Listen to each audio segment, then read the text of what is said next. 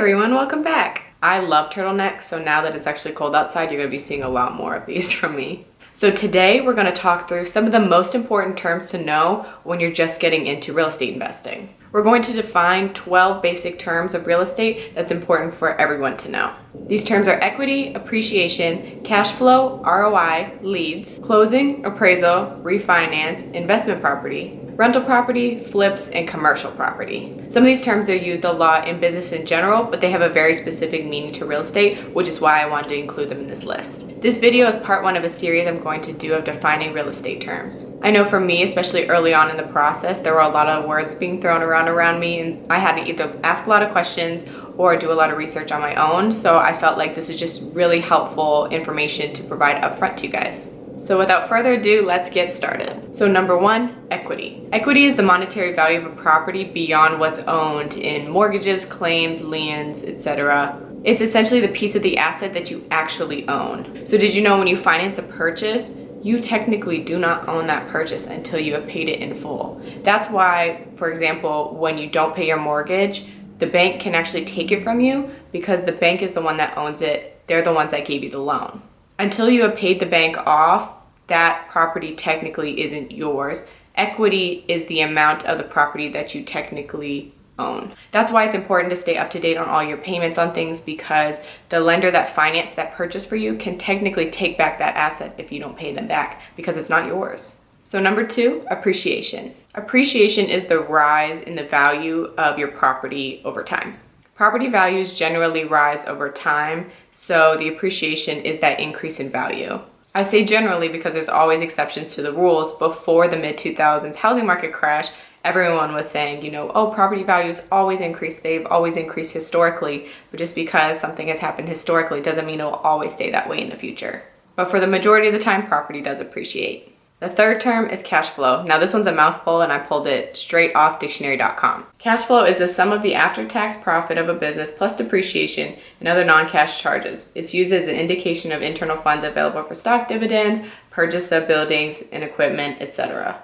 Cash flow is something that real estate investors use to determine the value of a property. It's usually an indicator whether something is a good investment or not. There are a lot of different factors you can look at, but cash flow is one of the primary ones that people look at, especially if you're new to investing. Most people don't want a property that has a negative cash flow or no cash flow because essentially you have no money left over or you're paying to subsidize your own investment. So cash flow is very important if you want to make a profit, especially early on.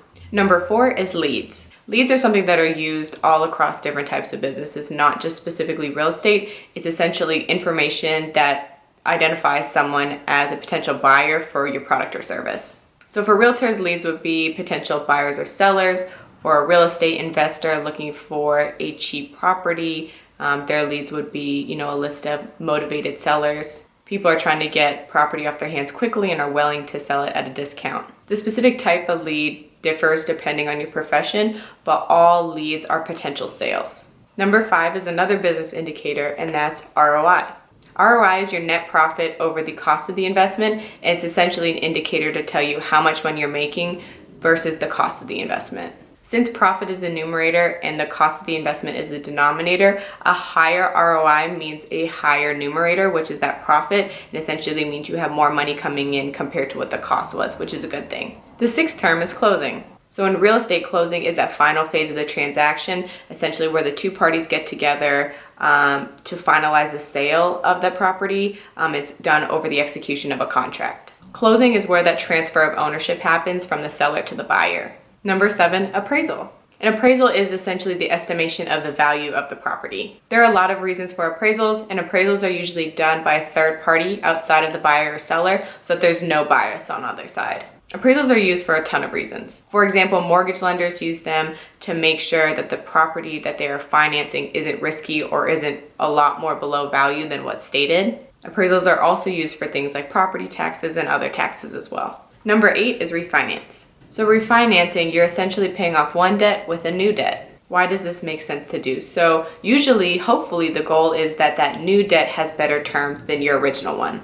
This can be for a number of reasons, but generally people like to refinance when interest rates are lower than they were when they originally got their loan. Lower interest means a lower monthly payment. So now we're gonna dig into the different types of properties. So number 9 is investment property. So an investment property is a property that was purchased specifically to essentially get a return on investment, whether that's through, renting the property out or holding it to sell it for a higher value later, etc., etc.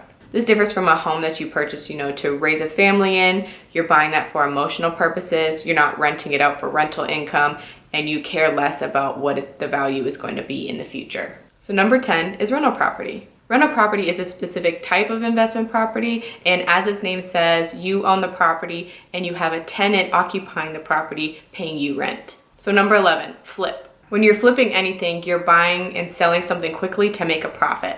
So specific to real estate, when you're flipping a house, it is essentially you're buying a property that's less than market value. It's a pretty cheap property, and it's because it's in less than ideal condition usually. So you're taking it, adding value, updating the house, and you're selling it quickly to make a profit. And last but not least, number 12 is commercial properties. Commercial properties are property or land that's specifically designed to generate a profit. So that includes multifamily housing, office space, retail space, medical centers, anything like that. Land that's considered commercial is like farmland, again, things that generate a profit. So there we have 12 terms in real estate that you should know to be successful. Comment below with any terms that I didn't cover that you think are pretty basic that people should know, or any terms that you may not know that you want clarification on. And if you found this helpful, please don't forget to subscribe. Like I said, I'm going to start a series where I cover a lot of different real estate terms. This was like an intro to real estate terms, and I definitely want to do varying levels